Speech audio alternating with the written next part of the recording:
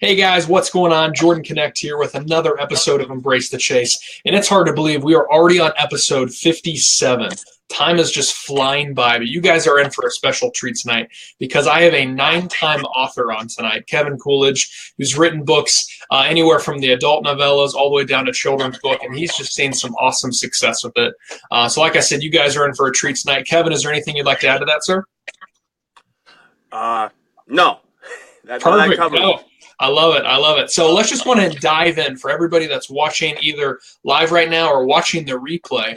Let's just kind of start them off with your story. What actually originally got you interested in becoming an author? One of the things that got me interested, I always loved to write, but I never really took the time to. And then I started a bookstore with my wife. We we started selling. We have like I'm a big bibliophile, and my wife is. So once we started dating and we moved in together, we had so many books that we had to make some extra room. So we actually opened up a small bookstore in our town. And we both love kids books. When we started with just used books, and most used children's books are pretty well loved. So it's kind of hard to sell a used child's book, but we had such a good response that we started to buy. We hooked up with a wholesaler and we started to order children's books. And that was one of the fun things about starting the bookstore is we got to get in some of the books that we loved as children. And I saw this article on how to write a children's book. And I'm like, I always wanted to write a children's book, so I'm going to take that class. I took the class, and I wrote my first children's book was called Hobo Finds a Home, and it was the story of how my cat come to live with me. Because I grew up with dogs, and I grew up with big dogs that didn't like cats. And I didn't have a pet at the time, and this little cat no, when I was living out in the country, this little cat started hanging around, and I hate to see anything go hungry, so I put some food out for him. And he kept hanging around for some reason, and I let him inside, because there were possums and skunks and a big cat next door named Gonzo. So I fed him inside to make sure that he got some food, and he just kind of moved in. So this is the story I would tell my nieces and nephews of how Hobo come to live with me, and it just kind of just came right together. I took the class, the book just flew together, and I published my first children's book. Huh. That is super cool. So then, after you published that children's book, did you immediately start thinking of other ideas and creating, the Raccoon series, or was that a period of years before you reached out to Nickelodeon? Yes and no. So I immediately started thinking of other ideas. I started writing other hobo book, but it didn't nothing quite um, nothing quite gelled. And then we had the bookstore, so the bookstore ate up a lot of time. I wrote a column for the newspaper, so that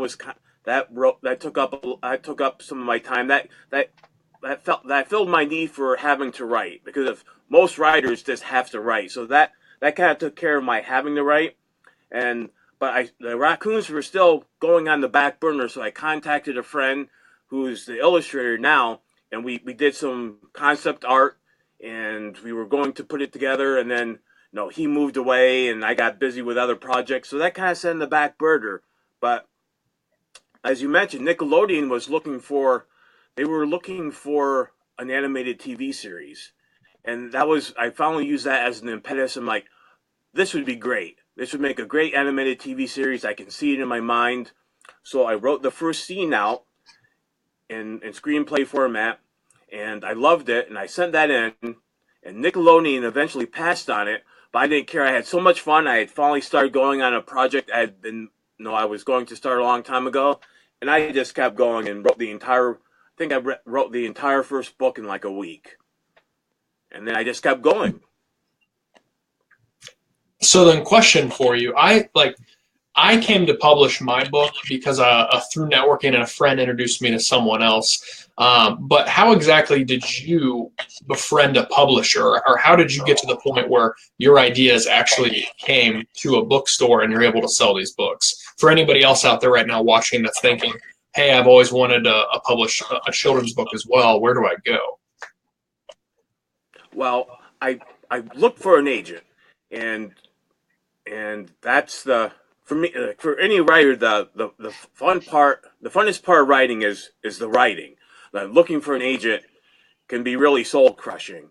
But I decided to looking for an agent, and when I was researching on what an agent was looking for, they usually like the advice was they always want to know what else you're working on, because they don't want you to be a one hit wonder. They want to know that, hey, if this book is great, do you have a follow up?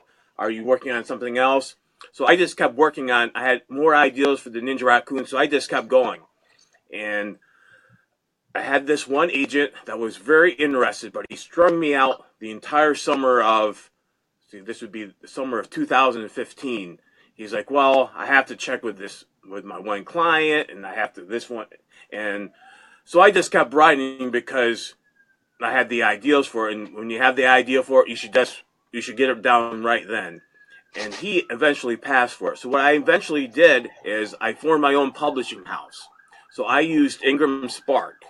Now, Ingram Spark is a subsidiary of Ingram. Ingram is the publisher that we use, is one of the major publishers, is one of the major wholesalers of books that a lot of bookstores use.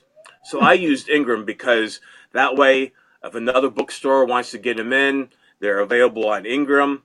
They're easy for another bookstore to order. So I used Ingram Spark. Awesome. Huh. That's pretty sweet. So then I want to kind of transition right now into either current projects or past projects. So really the purpose of this is how can the viewers get access to your content? So let's kind of start with your past projects. So your biggest series is obviously the Ninja Raccoons. Where can people get access to that right now? Well, my goal when I created the Totally Ninja Raccoons, my goal having a bookstore was to make them easy to get. So of course, as a small bookstore owner, I love bookstores. You can get them at my bookstore from my shelf books, and you can get them via the website at wellsborobookstore.com. But if you're lucky enough to have a local bookstore, of course I support bookstores myself. So if you're lucky enough to have a local bookstore, they can order it for you. Now every bookstore can't. There's just no way you can keep everything in stock. So they might not stock them. There are a handful of bookstores that do stock them, like Clinton Bookstore and Clinton Books in Clinton, New Jersey stocks them, and several other smaller ones do. But if they don't have it, they can order it for you. And of course, in this age, like my goal is to make them accessible, so you can get them online. You can get them. I've seen several sellers on eBay sell them. You can buy them at Walmart.com, BarnesandNoble.com, even Amazon. You can buy them, and Awesome. they are available internationally. I have actually sold a couple in the UK, and it's a lot of fun to get the publisher Ingram Spark separates out international orders, so they see a royalty check like from UK sales. That's a lot of fun to be able to get. That is super cool. Well, what other current projects are you working on right now? Well, I'm almost working on something, so I have 7 Totally Ninja Raccoon books out now, and I'm actually starting on the 8th. I actually got a little stuck this winter. My father passed away, and it's kind of hard to, like with the Ninja Raccoons, like I need to be funny. I need to think like a 7 and 10-year-old child. So that kind of got in my way. It kind of like, it was kind of hard to write. But that's one of the things that's important about writing is that you have to just keep going. So I am working on the next Raccoon, and there was several times this past week, kind of like the universe telling me that I need to work on the next one because several of my local fans are all caught up. So they came in and like, oh, Ninja Raccoons, and like, oh, is there a new one? And there's not yet. So that really is like, oh, I need to start working on that because there's nothing that excites me more than seeing a kid excited about reading, and especially when they're excited about reading a book series that I wrote. So, and I agree, that is super exciting, but I want to kind of go back, and I should have asked this question earlier, but you just mentioned it right there. The whole reason, from my understanding of you writing these books, was that age group, that 7 to 10-year-old age group, where either they start loving to read and it allows them to, continue to grow academically, or people that desire or don't desire as much to read and they kind of fall behind their peers. Can you kind of dive a little bit deeper into that concept about what originally made you want to write children's books? Yes, because I mean I love to write, but I see a lot of children, and this comes from my experience of working in the bookstore business for over a decade. We've actually had the bookstore, me and my wife, for almost 12 years. And I love getting kids excited about reading, but there are some kids that don't like to read, or they feel they feel it's hard, so they're what's called a reluctant reader. And from my experience, that's why I specifically chose the 7 to 10-year-old, is if that's a time that if they don't keep up with their peers, they can really fall behind, and you don't want a child falling behind in their reading. So the whole idea behind the Raccoons is to entertain children, it's to engage children. They're a little silly, they're fun.